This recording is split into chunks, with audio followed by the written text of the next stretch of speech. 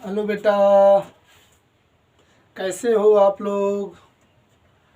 अच्छे होंगे आप लोग। चलते हैं हम लोग अगला टॉपिक पढ़ते हैं। लिखा गया है कि पतले प्रिज्म द्वारा विचलन। तो इससे पहले वाला जो टॉपिक था मैंने उसको पढ़ा दिया। वो टॉपिक आपका यही था कि प्रिज्म का कोण ए, न्यूनतम विचलन डेल्टा एम और अपवर्तनांक एन में संबंध। तो वहाँ उसको हम फार्मूला प्रूव करके यही निकाले थे कि अपवर्तनांक N equal to sine A plus del M by two upon sine A by two. Same उसी फार्मूले से आज हम प्रूव करेंगे पतले प्रिज्म द्वारा विचलन। जब प्रिज्म जो होगा पतला होगा तो विचलन कोण क्या निकल के आएगा। तो सबसे पहले मैंने क्या लिखा कि जब प्रिज्म पतला हो, अर्थात जब प्रिज्म पतला होगा तो प्रिज्म का कोण 5 अंश या इससे क्या होगा, कम होगा।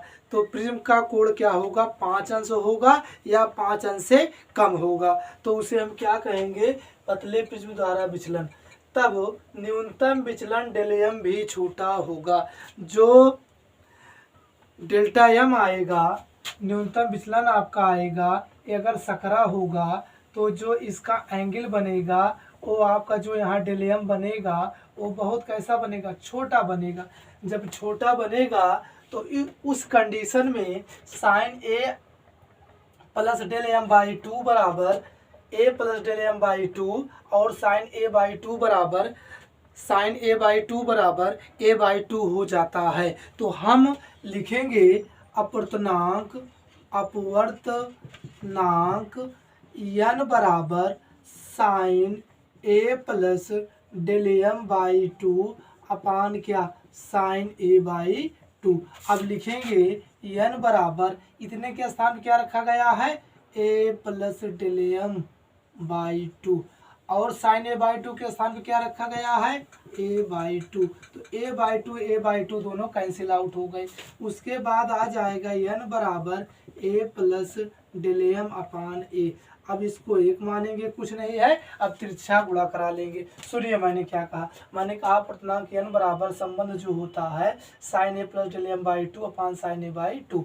तो अब sine A plus del M by two का मान क्या है, A plus del M by two, और साइन ए बाई टू का मान क्या है, ए बाई टू। कब, जब प्रिज्म पतले प्रिज्म द्वारा विचलन, जब पतले प्रिज्म द्वारा विचलन हो तब उस कंडीशन में sine A plus del M by two equal to A plus del M by two और साइन ए बाई टू बराबर ए बाई टू हो जाता है। तो अपवर्तनांक का संबंध जो निकल के इससे पहले वीडियो में बताया गया था, अपवर्तनांक एन प्रिज्म का कोण ए, न्यूनतम विचलन डेल एम में जो संबंध निकल के आया था अपवर्तनांक N equal to sine A plus del M by two upon sine A by two होता है। तो उसके बाद मैंने क्या कहा, इस sine A plus del M by two जो है वो A plus del M by two है, मैंने उनके स्थान पे इसको रख दिया। फिर साइन ए बाई टू जो यहाँ है, साइन ए बाई टू बराबर क्या है, ए बाई टू, मैंने इनको यहाँ रख दिया।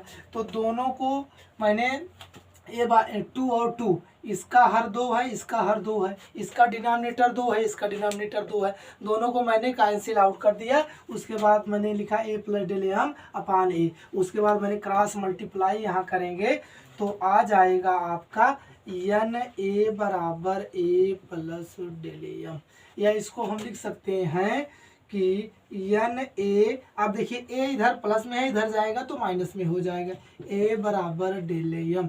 जब ए कॉमन लेंगे तो एन माइनस वन बराबर डेल एम, या डेल एम बराबर ए एन माइनस वन।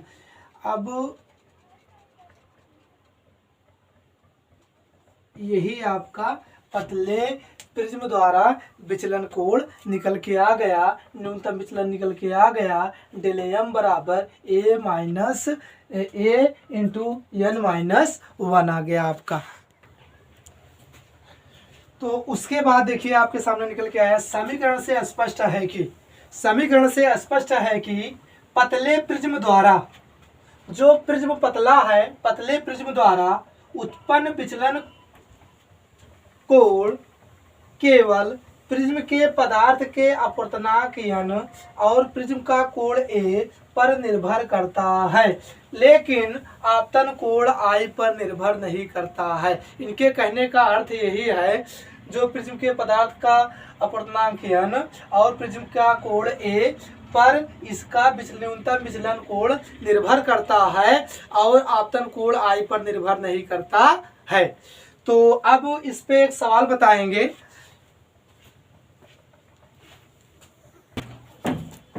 देखिए सवाल आपके सामने लिख दिया गया कि एक पतले प्रिज्म का प्रिज्म कोण 4 अंश है, तो तथा इसके पदार्थ का अपवर्तनांक 1.5 है। प्रिज्म द्वारा उत्पन्न अल्पतम विचलन कोण ज्ञात कीजिए। तो सवाल अभी जो मैंने बताया कि पतले प्रिज्म द्वारा विचलन कोण, तो उसका फार्मूला जो निकल के आया आपका कि डेलियम बराबर AN-1, ये इसका फार्मूला है। तो इसमें क्या क्या दिया गया है हल में, पहले हम उनको लिखेंगे। तो लिखेंगे पतले प्रिज्म का प्रिज्म कोण A बराबर 4 अंश, पतले पदार्थ का अपवर्तनांक n बराबर 1.5। तो प्रिज्म में उत्पन्न न्यूनतम विचलन कोण डेलियम क्वेश्चन मार्क लिखेंगे कि हम जानते हैं कि डेलियम बराबर n-1।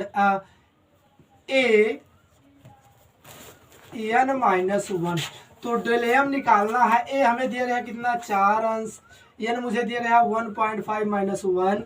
अब ये 4 अंश है, जब इसमें से 1.15 में से -1 घटाएंगे तो हो जाएगा 0.5।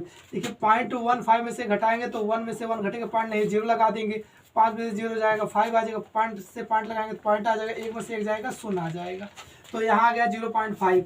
अब 4 का और 0.5 का मल्टीप्लाई करेंगे तो 5 चौके 20, एक अंक के बाद दशमलव, तो कितना आ जाएगा 2 अंश। तो न्यूनतम विचलन कोण कितना आ गया 2 अंश। तो लिखेंगे कि न्यूनतम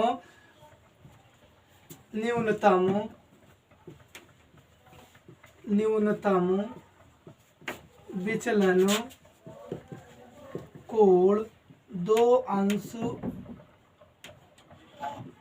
होगा। न्यूनतम विचलन कोण 2 अंश होगा। तो बच्चों ये टॉपिक आपका समाप्त हो गया। बहुत छोटा सा टॉपिक था, तो उसको मैंने बता दिया। फार्मूला मैं इधर लिख दिया था कि डेलियम बराबर AN-1 होता है। किसका? जब पतले प्रिज्म द्वारा विचलन उत्पन्न हो तो डेलियम भी छोटा होगा। ऐसी कंडीशन में जो sine A plus del M by 2 A/2 बराबर होता है A plus del M by 2, sine A/2 बराबर होता है A/2। तो मैंने कहा प्रिज्म के पदार्थ का अपवर्तनांक n equal to sine A plus del M by 2 upon sine A/2 होता है। तो उसका मान मैंने पुटअप किया। तो पुटअप करने के बाद ये फार्मूला निकाला। फार्मूला निकालने के बाद मैंने क्या किया कि आपका एक सवाल यहाँ लिखा, ये क्वेश्चन मैंने लिखा है जो इंपॉर्टेंट क्वेश्चन है, बार बार पूछा जाता है।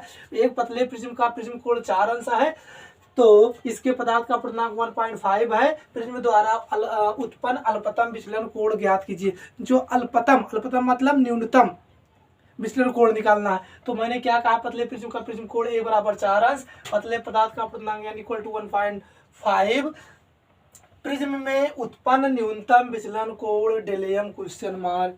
फिर मैंने कहा कि हम जानते हैं डेलियम AN-1, जो यहाँ लिखा मैंने वही लिख दिया। तो डेलियम कितना, A आपका कितना है 4 अंश, n कितना है 1.5। तो 1.5 में से 1 घटाएंगे तो 0.5 आ जाएगा, दोनों को मल्टीप्लाई करेंगे 20 आ जाएगा, एक अंक पे दशमलव लगाएंगे 2 अंश। तो न्यूनतम विचलन कोण कितना आ जाएगा 2 अंश। तो बच्चों चैनल को सब्सक्राइब करिए, आगे बढ़ाइए, शेयर करिए, लाइक करिए और हौसला मेरा बुलंद करिए। बस थैंक यू।